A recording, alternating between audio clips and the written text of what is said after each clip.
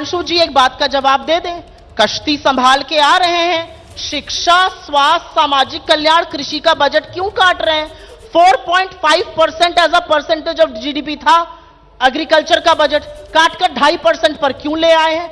30 किसान रोज की आत्महत्या कर रहे हैं। यहां पर बैठकर जलेबी बनाना, लच्छेदार बातें करना, बढ़िया बढ़िया शायरी सुनाना एबीपी के लिए अच्छा है, आपकी टीआरपी के लिए अच्छा है। जब वित्त मंत्री निर्मला सीतारमण जी खड़े होकर सपाट झूठ बोल रही हैं कि 50% आय बढ़ गई है, भैया कहां बढ़ी है, किसकी बढ़ी है, दिखनी चाहिए ना।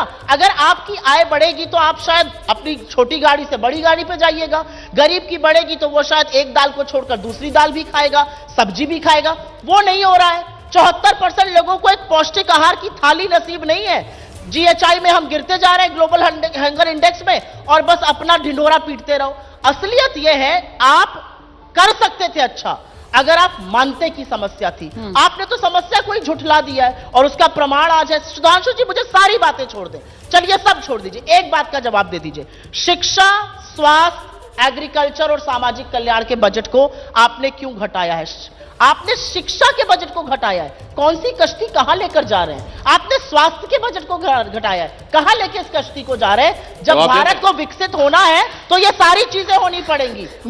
देखिए, वोट ऑन अकाउंट में एक स्वस्थ परंपरा को ध्यान में रखते हुए, नहीं जलेबी नहीं, अभी बता रहा हूं अभी आपको, जो आपने टीआरपी कहा ना जनाब, आपकी टीआरपी इसलिए गिर रही है कि आप यहां बैठ के बोल रही हैं टीवी डिबेट पे। अगर आप कह रही हैं फाइनेंस मिनिस्टर ने गलत बोला है, 8,000 करोड़ क्यों कम किया भाई, ये बताइए तो, आप ही का डेटा ना सुधांशु। आप नहीं, उन्होंने जवाब सुन लीजिए ना, दर्शकों ने सुन लिया। अगर वित्त मंत्री ने कहा है कि बढ़ा है और आप कह रही कम हुआ, तो लाइए privilege motion for the house पे।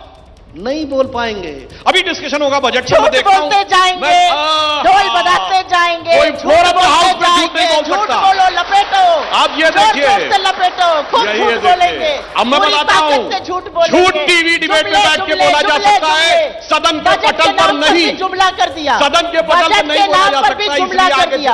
अरे जुमला वीरो, बजट को तो बख्श देते, बजट को तो बख्श देते। आप सोर्स नहीं कोट कर पाई, एक भी सोर्स बोला तो मैंने सारे सोर्स वाला सोर्स कोट किया, इसलिए हम आप कर पाए। मैंने तो सारे सोर्स कोट किए, आप मेरे एक मैंने डिस्टर्ब किया आपको, मैंने डिस्टर्ब किया।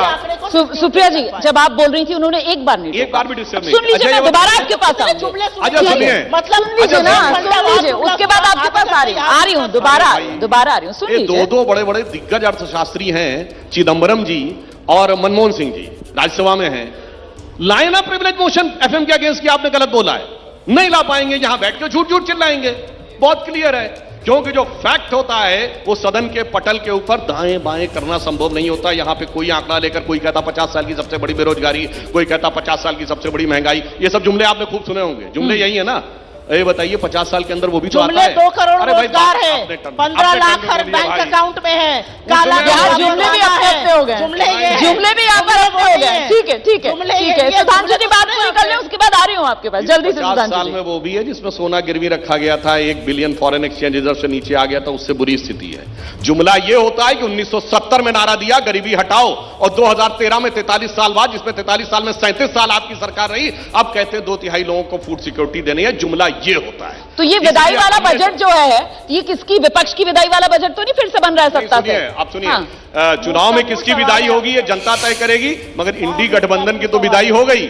इंडी गठबंधन की विदाई चुनाव से पहले हो गई, बजट से पहले हो तो जनता वो कह रहे हैं आपकी विदाई वाला। और जी ठीक है, अब जवाब ले लेते हैं, अब जवाब ले लेते हैं। सुधांशु जी यहाँ पर बैठकर मेरे एक आंकड़े को डिस्प्यूट नहीं कर पाए। सोर्स कोड किया, पीएलएफएस आपका आंकड़ा भाई, पीएलएफएस सरकार का सर्वेक्षण होता है, वित्त मंत्री सरकार की खड़े होकर बोल रही है, 2 अलग अलग आंकड़े सरकार ही दे रही है, तो दोनों में से एक तो कोई गलत आंकड़ा। वो कह रहे हैं प्रिविलेज मोशन लाएंगे, आप लाएंगे, प्रिविलेज मोशन लाएंगे। रोमाना जी आप एक बड़ी प्रबुद्ध पत्रकार हैं, मैं बोल रही हूं सरकार का पीएलएफएस ये कह रहा है, सरकार की वित्त मंत्री ये कह रही है, प्रिविलेज मोशन हम ले आए, आप क्या करिएगा और ये क्या करेंगे?